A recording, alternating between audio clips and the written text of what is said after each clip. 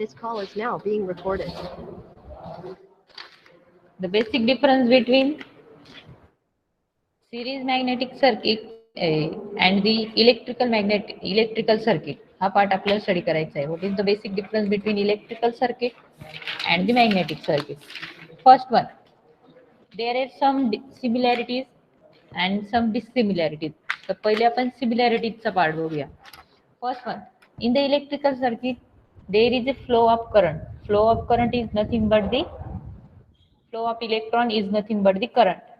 And in the magnetic circuit, total lines of magnetic force is called as a flux. Electrical circuit मध्ये flux असतो, sorry magnetic circuit मध्ये flux असतो, whereas in electrical circuit there is a current. This one is the first similarities in the magnetic circuit and electrical. Comparatively दोन्ही आपल्याला study करायचे आहे. The first parameter is the current and the fluxes. Clear first point? Participant, first point clear? Yes, ma'am. आवाज नाही आला तुम परत सांगा ना मॅम एकदा. आवाज नाही आला का? बरं, एक दोन minute board white board share करत तुम्हाला प्रॉपरली सांग.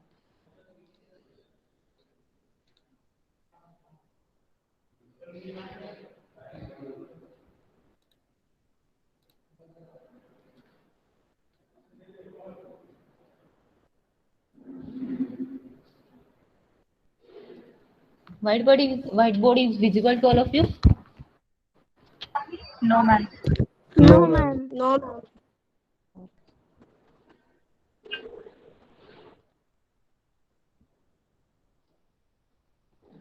दिसतोय व्हाईटबोर्ड आता? No, ma'am. हा आता दिसतोय Yes, मॅम. ma'am. दिसतोय दिसतोय.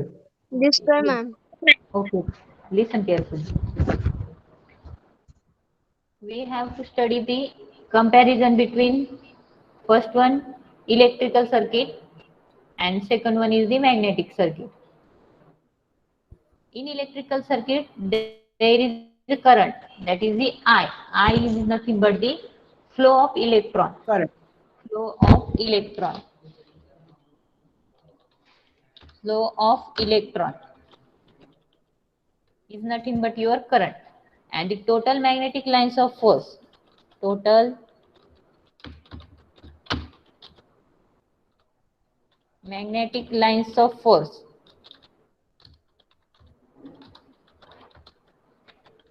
is nothing but your fluxes. That means the first comparison point is the I and here the phi. Clear? The first comparison. There is a fluxes in magnetic circuit and current in the electrical circuit. Clear? Yes, Yes, ma'am. ma'am. Okay. Second point. This one is the first. In the second point, there is a EMF. EMF is the electromotive force. EMF. In the electrical circuit there is EMF and in magnetic circuit काय येईल सांगा बरं magnetic circuit मध्ये. In magnetic circuit there is, आपण definition बघितलं आहे ना काय? MMF. MMF. Very good. Okay. MMF. MMF, that is the magnetomotive force. EMF is the electromotive force, that is the force which is responsible to flow of current, and MMF is the force responsible force, magnetomotive force which is responsible to flow of fluxes. Clear second point? Yes, ma'am. Yes, ma'am. Then third one. Third one is the resistance. Third comparative parameter is the resistance, which is denoted by R. And whereas similar in the magnetic circuit, which parameter is similar to resistance in magnetic circuit? Definition बघितलंय ना आपण. Capital S is denoted for Capital S. पण कशासाठी denote होतो capital? Reluctance. Very good. Reluctance. This one. Resistance is the property of material which opposes the flow of current, whereas reluctance is the property of magnetic material which opposes the flow of flux. Reluctance म्हणजे फ्लक्सला flow होण्यासाठी जो parameter oppose करतो तो असतो तुमचा reluctance, and the resistance which opposes the flow of electrons किंवा मग current. Clear? Resistance and reluctance. Yes, ma'am. Okay. Then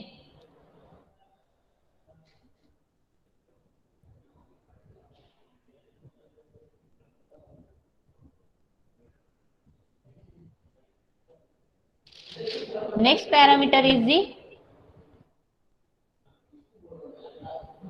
there is one formula, R is equal to rho L upon A. Rho L upon A. हे एक रेजिस्टन्सचं एक derivation आहे.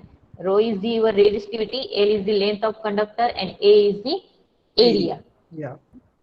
Then या equation वरनं काय prove होतंय, resistance is directly proportional to length of conductor and inversely proportional to area of conductor. हे कशाच्या कोणत्या याच्यामध्ये पॉसिबल आहे, इलेक्ट्रिकल सर्किट मध्ये resistance is directly proportional to length. आणि इकडे सेम इक्वेशन मॅग्नेटिक सर्किटला पण इम्प्लिमेंट होतं. Reactance is directly proportional to the length of, इथे आपण एस चं एक इक्वेशन लिहिलं होतं बघा, एस इज इक्वल टू, सांगा काल आपण न्यूमेरिकल पण बघितलं होतं. एस इज इक्वल टू काय इक्वेशन होतं, 1 mu 0 into mu r. L होता तो, 1 नव्हता. L upon L/0 into mu r. Area r into area. हे असं इक्वेशन बघ. मग इथे काय, resistance is directly proportional to length of conductor. Similarly, the reactance is directly proportional to length of conductor. Resistance is inversely proportional to area of conductor. Again, reactance is inversely proportional to length of conductor. हे दोन्ही point clear झाले का? Yes ma'am.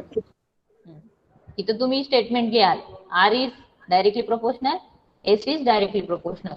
Next पॉइंटला काय लिहाल, R is inversely proportional to A, S is inversely proportional to A. Clear? Yes ma'am. Okay. Then next point, the resistance is depend upon the nature of conductor material. जो resistance असतो कंडक्टरचा electrical circuit मध्ये, तो कशावरती depend असतो, nature of conductor material. म्हणजे जशी त्याची मटेरियलची क्वालिटी असेल किंवा टाइप्स असेल त्याच्यावरती त्या सर्किटचा रेजिस्टन्स डिपेंड असतो. आणि रिलक्टन्स काय होतो, reluctance varies inversely according to the permeability of the medium.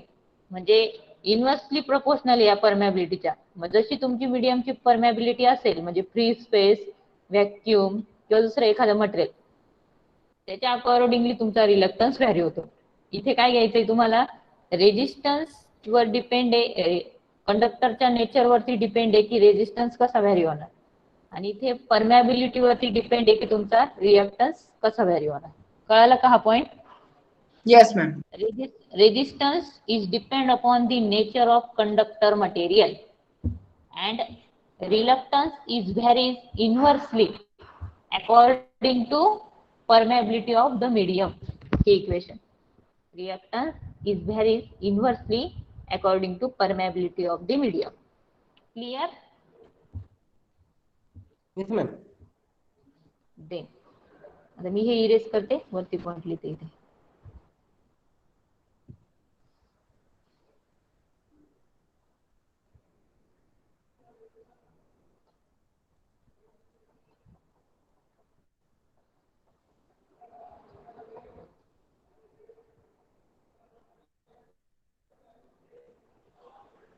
Then our next is there is one equation for the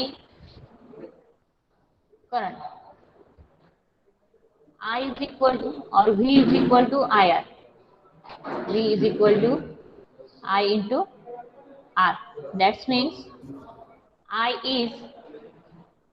जर काढायचं असलं तर काय लिहा, V म्हणजे EMF घेत असतो आपण, EMF upon resistance. EMF upon resistance. हे तुमचं इक्वेशन फाइंड आउट झालं. Similar like that for the flux. फ्लक्सला पण काय इक्वेशन येईल, phi is equal to MMF upon S. Upon S. MMF upon S. समजले दोन्ही इक्वेशन कसे मॉडिफिकेशन घेतले. Yes ma'am. Yes ma'am. EMF च्या ऐवजी MMF प्लेस केला, R च्या ऐवजी S प्लेस केला, आणि current is similar to fluxes. Clear this?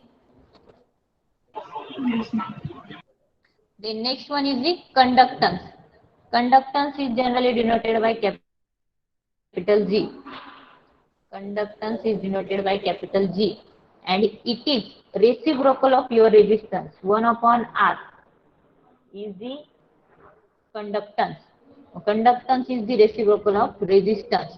Whereas permeance is denoted by capital X, is equal to 1 upon S. S means काय आहे तुमचा? Where S is Reluctance. S reluctance. मग X काय तुमचा? Permeance is the reciprocal of reluctance. And G काय तुमचा? Conductance is the reciprocal of resistance. कळाले हे दोन इक्वेशन? समजले का? Yes, ma'am. नोट करत चला बरं का हे तुम्ही कुठेतरी तुमच्या नोटबुक मध्ये. Next one is the electric current density and magnetic density. Magnetic flux डेन्सिटीचा फॉर्म्युला सांगा, त्याच्या इलेक्ट्रिकल डेन्सिटी पण फॉर्म्युला डिराइव्ह करू सांगा. कशाने डिनोट होती flux density? B. Tell me. Formula पण सांगितलं होतं, डेफिनेशन सांगितली. बी. Capital B ने is denote. Equal to formula is equal to W upon M square.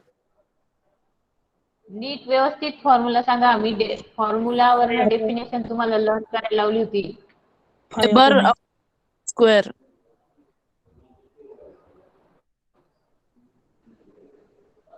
काय? Flux upon area. आवाज. Very good. फाय अपॉन ए म्हणजे फ्लक्स अपॉन एरिया हा तुमचा फ्लक्स डेन्सिटीचा फॉर्म्युला आहे. मग सेम करंट डेन्सिटी ही डेलने डिनोट होते. Current density denoted by del. Del कसा आहे बघा, असा या एस ला खालच्या साईडनी इथे हे केलेलं आहे. डेल इज इक्वल टू काय मग? I upon A. Very good. Current upon area.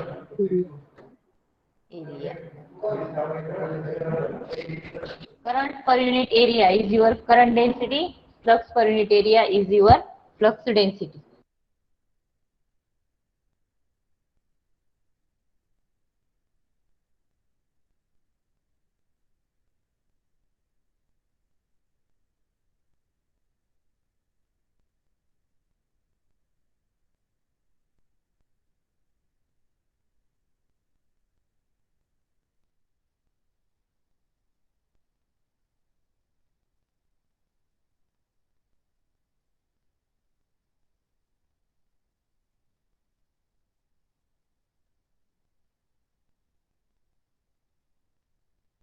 तुमचा व्हॉइस नाही ते.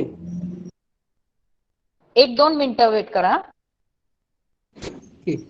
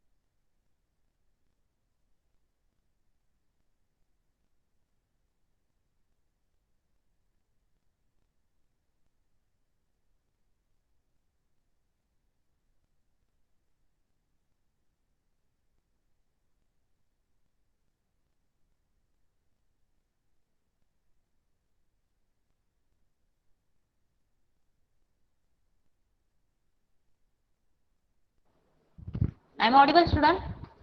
Yes, ma'am. Ma'am. Then next point.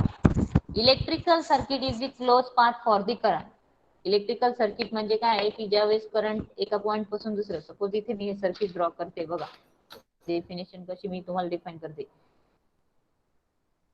एक कंडक्टर आहे, मध्ये एक रेजिस्टन्स कनेक्ट केला आणि नंतर तो रिव्हर्स पाथला गेला आणि इथे आपण त्याला व्होल्टेज सोर्स प्रोव्हाइड केलेला आहे. This one is your voltage source V. Current is when we give the voltage, then current start to flow. इथनं current start flow होतोय I. मग हा क्लोज पाथ मध्ये इथे परत रिटर्न होतोय. फेज पासून करंट स्टार्ट झाला आणि तो रेजिस्टन्स पण परत न्यूट्रलला कनेक्ट झाला. मीन्स काय, इलेक्ट्रिक सर्किट केव्हा फॉर्म झालं, whenever there is a closed path for the current. Electric circuit is the closed path for the current. Similarly, magnetic circuit is the closed path for the N आणि S pole काढले होते बघा मागच्या वेळेस, N and S pole. आणि ह्या dotted line means काय, your magnetic lines of force. मग काय डेफिनेशन येईल मॅग्नेटिक सर्किटची? Magnetic circuit nothing but, tell me student.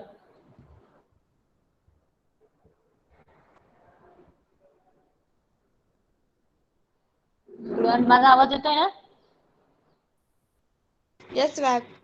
Okay. Yes. Electrical Yes. circuit is the closed path for the current, and magnetic circuit is the closed path for the flux. Flux. Clear? Fluxes एका point पासून दुसऱ्या point मध्ये close loop मध्ये flow होत आहे, म्हणजे हे झालं तुमचं मॅग्नेटिक सर्किट. आणि करंट एका पॉइंट पासून दुसऱ्या पॉइंट पर्यंत क्लोज लूप मध्ये फ्लो होत आहे, म्हणजे हे झालं इलेक्ट्रिकल सर्किट. समजलं electrical circuit, magnetic circuit? Yes, ma'am. Yes, ma'am. Then next point, similarityचा. KVL and KCL, Kirchhoff's current law. KVL, Kirchhoff's voltage law, आणि similarly KCL, Kirchhoff's current law. KCL, Kirchhoff's current law. KVL and KCL is applicable for the electrical circuit only. हे जे law आहे KVL आणि KCL चे, it is only applicable for the your electrical circuit. Whereas Kirchhoff's flux and Kirchhoff's MMF law are applicable for the magnetic circuit. Kirchhoff's flux and MMF law हे दुसरे lodge आहे, ते कुठल्या सर्किटला applicable आहे? It is applicable to your magnetic circuit. These are the overall points of similarities in the magnetic circuit and the electrical circuit. First point is the flow of electron is nothing but a current, and the flow of magnetic lines of force is called as a flux. Magnetic flux. Second point, EMF, that is the force which is responsible to flow of current, and MMF, the force responsible to flow of flux. Flux. Then resistance, it is a property of material which opposes the flow of current. And reactance काय येईल definition? Participant, reactance साठी काय definition सांगा? Flow of flux. Reluctance. जसा resistance आहे electrical circuit मध्ये, तसा reluctance आहे मॅग्नेटिक सर्किट मध्ये. मग काय definition? Opposition to flow of flux. रेजिस्टन्सचं फंक्शन काय आहे? अपोज करायचं. आणि रिलक्टन्सचं पण फंक्शन काय आहे? अपोज करायचं. But for the magnetic circuit reluctance, and for the electrical circuit resistance. Clear? Yes, ma'am. Yes, ma'am. Then the next one is one formula, that is the R is equal to rho L upon A. From that formula, resistance is directly proportional to length of conductor and inversely proportional to cross sectional area of conductor. These are the same applicable to magnetic circuit. That is, the reluctance is directly proportional to length of conductor and inversely proportional to cross-sectional area of conductor. Then next is the resistance is depend on nature of nature of conductor material, and reluctance is also varies according to permeability of media.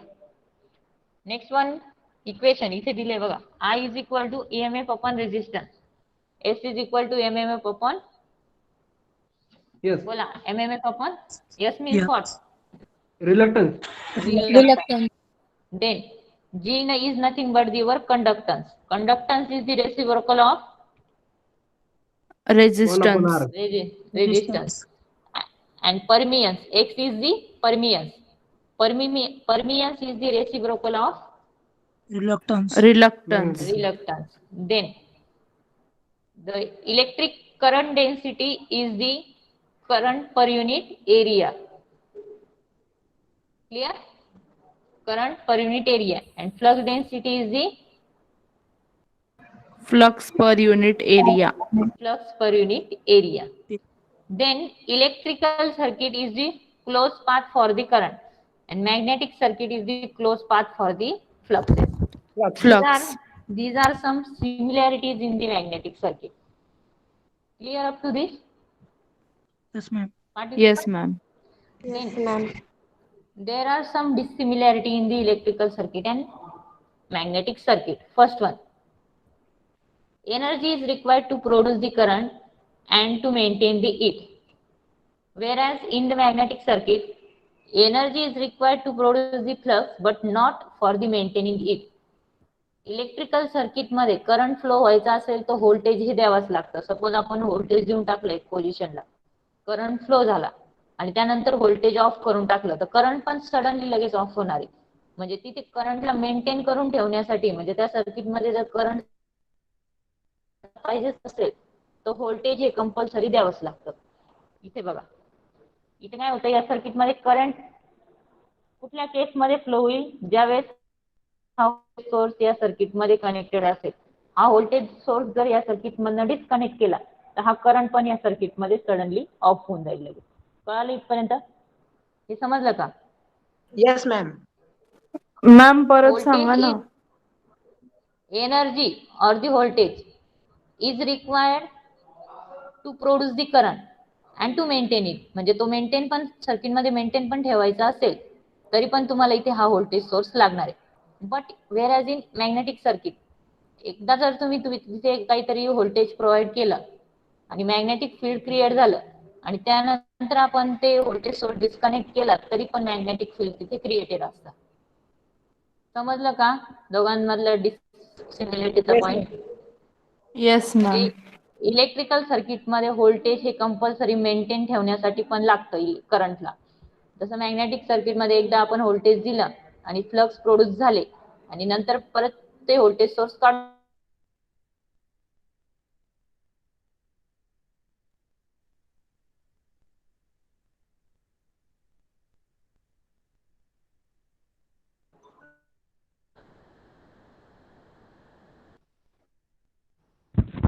Participant समजलं का? Yes, ma'am. Reply करा, आवाज नाही येते मला तुमचा. Yes, ma'am. Okay. Then second dissimilarity. In electrical circuit, current does not pass through air gap. आपण मागच्या वेळेस एक मी मॅग्नेटिक सर्किटची तुम्हाला डायग्राम ड्रॉ करून दाखवली किंवा दाखवली होती. काही ते असं थोडी ओपनिंग होती या सर्किट मध्ये.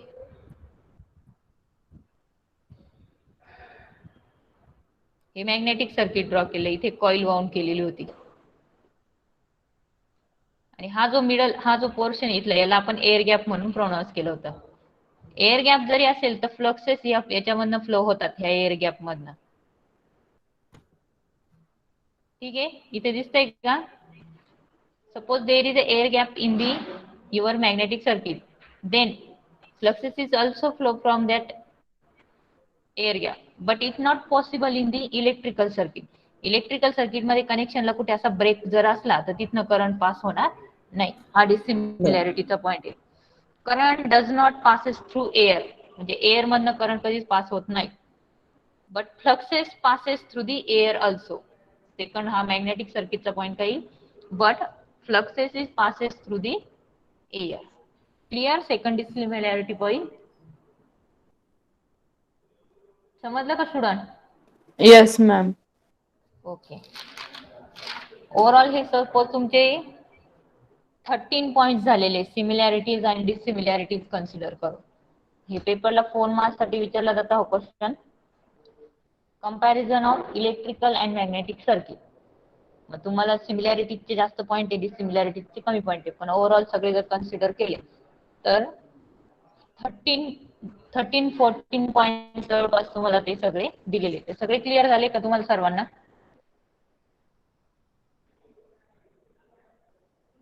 समजला का स्टुडंट? मॅम ते 7 थोडं शेवटचं थोडंफार कन्फ्युजन होते. येस मॅम, ते परत एक्सप्लेन करा ना.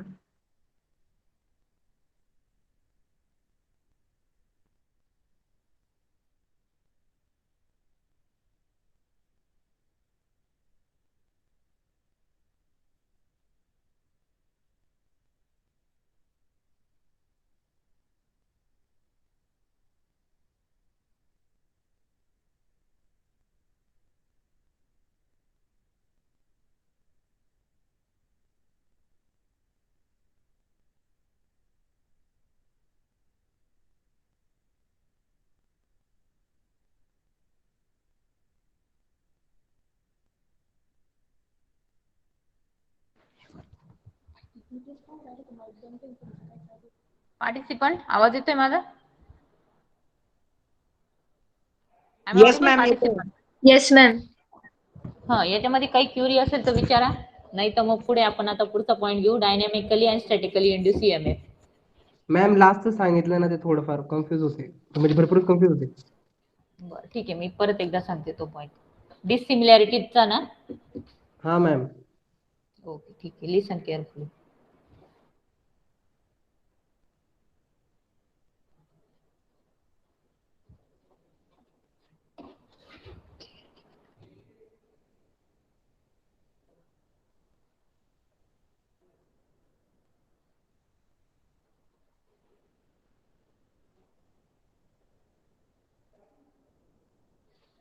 लिसन. इन इलेक्ट्रिकल सर्किट, मी इलेक्ट्रिकल सर्किट ड्रॉ करते. इथे हा रेजिस्टन्स ड्रॉ केला, त्याला हे 2 पॉइंट आहे, फर्स्ट अँड सेकंड. फर्स्ट पॉइंटला आपण व्होल्टेज सोर्सचा फेज कनेक्ट केला आणि सेकंड पॉइंटला व्होल्टेज सोर्सचा न्यूट्रल कनेक्ट केला. हे झालं क्लोज सर्किट. इथे कुठेच सर्किटमध्ये असा ब्रेक नाहीये. इथे व्होल्टेज प्रोव्हाइड केल्यानंतर करंट कोणत्या केसमध्ये पास होतोय सर्किटमधून? जेव्हा ते सर्किट टोटली क्लोज आहे, कुठेच एअर गॅप नाही त्याच्यामध्ये, त्याच वेळेस हे सर्किट मधनं करंट पास होईल. कळाला हा first point? Yes ma'am. Current is does not passes through air, मी असा वर्ड यूज केला होता. एअर थ्रू जात नाही, म्हणजे इथे कुठे जरासा ब्रेक असतं या सर्किट मध्ये. म्हणजे इथे मी ब्रेक दाखवला हा सपोज, म्हणजे हा काय झाला, एअर गॅप झाला आणि इथून या पॉईंट पासून इथल्या पॉईंट पर्यंत तुमचा करंट पास होणार नाही. का तर सर्किट ब्रेक झालंय म्हणून तुमचा पास होणार नाही. आता मी सर्किट क्लोज केलं इथे, त्या केस मध्ये काय होईल, तर तुमचा करंट आता फ्लो होईल सर्किट मध्ये. But it is not applicable for your magnetic circuit. Magnetic circuit मध्ये काय होईल, मी इथे मॅग्नेटिक सर्किटला ड्रॉ केलं, एक रिंग ड्रॉ केली मॅग्नेटिक सर्किटची.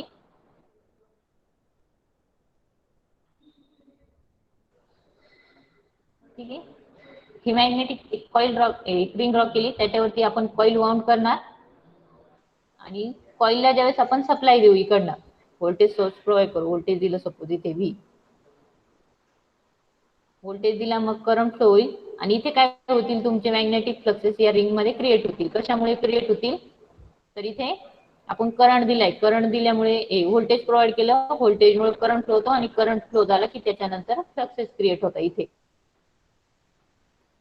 हे फ्लक्सेस क्रिएट झाले. But this fluxes is also passes through that air gap, म्हणजे इथून पण काय होतंय, जरी ते ब्रेक असेल तरी पण फ्लक्सेस काय होत आहे, पास होत आहे. मग हा डिफरन्स इलेक्ट्रिकल सर्किट मध्ये मॅग्नेटिक सर्किट मध्ये. मॅम पण ते असं कसं होऊ शकतं, तिथं होतं इथं नाही होतं? मग it is a imaginary part. असं कधी कोणाला दिसलंय का फ्लक्सेस पास होताना व्हिज्युअली, असं डोळ्यानं कधी दिसले का दोन मॅग्नेट मध्ये फ्लक्सेस पास होत आहे? पण ते मॅग्नेटिक सर्किट मध्ये ऍक्च्युअल मध्ये तिथे फ्लो होत असतात. Okay ma'am. आणि इकडे इलेक्ट्रिकल सर्किटला ते क्लोज असल्याशिवाय करंट जाणारच नाही. म्हणजे तुम्ही जर इथे व्होल्टेज दिला आणि इथे तुम्ही एखादा, समजा मी बल्बचं एक्झाम्पल घेते, इथे तुमचा बल्ब लावलेला इलेक्ट्रिकल सर्किटचा, म्हणजे तुमचा लाईट कधी लाईट देईल बघा, व्होल्टेज दिलाय, दोन्ही साईडला बल्बला कनेक्शन आहे, क्लोज लूप आहे, तर इथे तुमचा लाईट ऑन होईल. पण सडनली इथे कुठेतरी वायर ब्रेक झाली तुमची, तर हा बल्ब लगेच तुमचा काय होईल, ऑटोमॅटिकली बंद होऊन जाईल. का तर इथे सर्किटमध्ये ब्रेक पडलाय, करंट फ्लो होत नाही म्हणून हा तुमचा लॅम्प ऑपरेट होणार नाही. कळलं? ओके येस मॅम, समजलं समजलं. समजलं? ओके, ठीक आहे.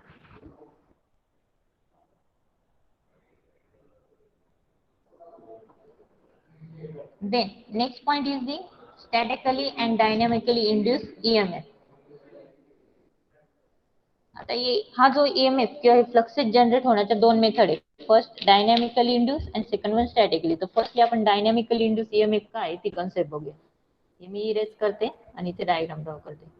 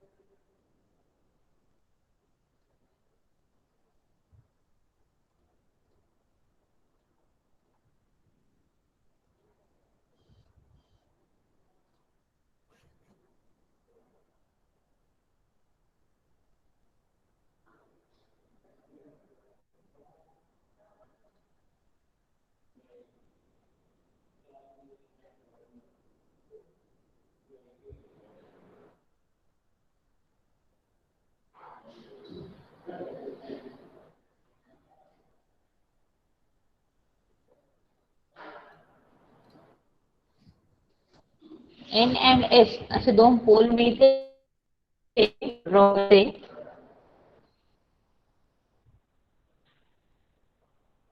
This one is your N pole. Dynamically induced EMF ती कन्सेप्ट बघतोय आणि इकडे हा दुसरा मी S पोल ड्रॉ केला. N and S pole.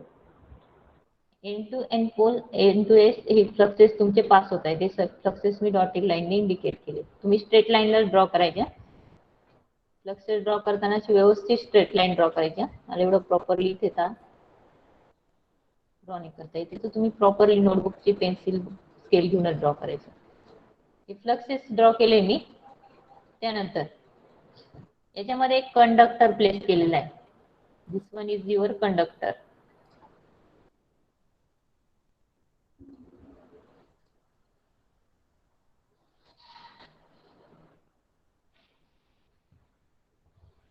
हा कंडक्टर आहे त्या सर्किट मध्ये मॅग्नेटिक फील्ड मध्ये प्लेस केलेला आहे. Clear? This one is the conductor and this one is your magnetic field. Then dynamically induced EMF is due to the physical movement of either the coil or either the magnet. म्हणजे dynamically induced EMF कधी induce होईल? एक तर हा conductor movable हवा किंवा मग हे मॅग्नेटिक फील्ड मुव्हेबल असायला पाहिजे. Now consider a conductor of length L. हा कंडक्टर आहे, याची लेंथ काय कन्सिडर करायची? L. Consider a conductor of length L. इथपर्यंत कळालं का? Yes, ma'am. Then which is parallel to the plane of magnetic flux. पहिली जी पोझिशन असेल त्यावेळेस हा कंडक्टर पॅरलल पोझिशनला ठेवायचा, म्हणजे अशी ही झाली पॅरलल पोझिशन कंडक्टरची. मॅग्नेटिक लाईन्स ऑफ फोर्स आणि कंडक्टर दोघे एकमेकाला कसे पॅरलल कंडिशन मध्ये. देअरफॉर समजलं का? Yes, ma'am. EMF इंड्यूस होण्याची प्रोसिजर सांगते मी आता. फर्स्ट कंडिशनला काय घ्यायचंय? magnetic field length. Firstly, put the conductor in parallel position to the magnetic flux. Therefore, it does not cut any magnetic lines of force. म्हणजे हे पॅरलल पोझिशनला आहे म्हणून काय होतं, इथे मॅग्नेटिक लाईन्स ऑफ फोर्सला कुठेच कट करत नाही तो कंडक्टर. जर थोडा टिल्ट जरी झाला तरी तो कट करेल, पण एक्झॅक्टली पॅरलल पोझिशनला असल्यामुळे काय होईल का तो कंडक्टर ह्या मॅग्नेटिक लाईन्सला कट करणार नाही. एवढं कळालं का? Yes, ma'am. Okay. Then there is zero induced EMF. Parallel position असल्यामुळे कंडक्टर कुठेच या मॅग्नेटिक लाईन्सला कट करत नाही, म्हणून तिथे काय होतंय, initially there is a zero EMF induce as the plane of direction of motion of conductor is perpendicular. म्हणजे हा कंडक्टर आपण मूव्ह करतोय आणि त्याची पोझिशन अशी परपेंडिक्युलर घेतली सपोज डायरेक्टली कंडक्टरची, तर काय होतंय, maximum fluxes is cut by the your conductor. दोघे एकमेकाला असे परपेंडिक्युलर आहे बघा, परपेंडिक्युलर असल्यामुळे काय होतं, मॅक्झिमम फ्लक्सेस या कंडक्टरनी कट होत आहे आणि therefore there is a maximum induce EMF.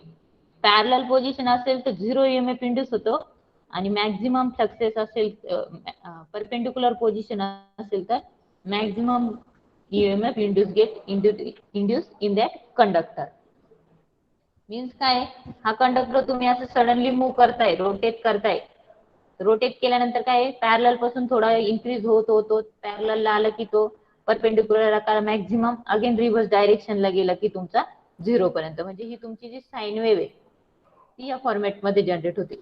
Initially parallel position आहे, झिरो ईएमएफ इंड्यूस होतोय, अगेन थोडा टिल्ट झाला तुमचा या डायरेक्शनला, थोडा ईएमएफ इंड्यूस होईल, परत टिल्ट होणार, परत इंड्यूस होणार आणि अशी पोझिशन येणार का इथे तो मॅक्झिमम होणार. मॅक्झिमम कधी, ज्यावेळेस तो परपेंडिक्युलर असणार आहे, फ्लक्सेसला कंडक्टर परपेंडिक्युलर, त्यावेळेस हा तुमचा मॅक्झिमम ईएमएफ इंड्यूस होईल आणि परत रिव्हर्स डायरेक्शनला तो रोटेट होतोय, म्हणजे रिव्हर्स डायरेक्शननी परत तो पॅरलर कडे जातोय असा, म्हणून परत तुमचा ईएमएफ इंड्यूस हा रिड्यूस होणार. एक पोझिशन अशी येईल का रिव्हर्स मध्ये तो परत पॅरलल होणार आहे, म्हणजे इथे परत तुमचा ईएमएफ इंड्यूस झिरो होणार आहे, परत निगेटिव्ह डायरेक्शनला तो इन्क्रीज होईल आणि मग तुमची अशी साइन वेव्ह जनरेट होते. समजलं का हे पार्टिसिपंट, समजलं Yes. का? ओके. दिस कॉन्सेप्ट म्हणजे ही जे ईएमएफ जनरेशनची प्रोसेस आहे याला म्हणतात dynamically induce EMF and it's equation is E is equal to BLV, capital B L V. B. B काय? B is the flux density, L is the length of conductor and V is the velocity. म्हणजे किती conductor कोणत्या मोशननी flow होते. V is the velocity. क्लिअर? Yes, yes ma'am. Ma'am. समजलं सगळ्यांना dynamically what is mean by dynamical induce EMF? समजलं का? अरे रिप्लाय करा. Yes ma'am. ओके. आता मी अटेंडन्स घेते, 3 पहिले तुम्ही मला द्या आणि त्यानंतर वेळ उरला तुम्ही आपण पुढचा पॉईंट बघू. ओके.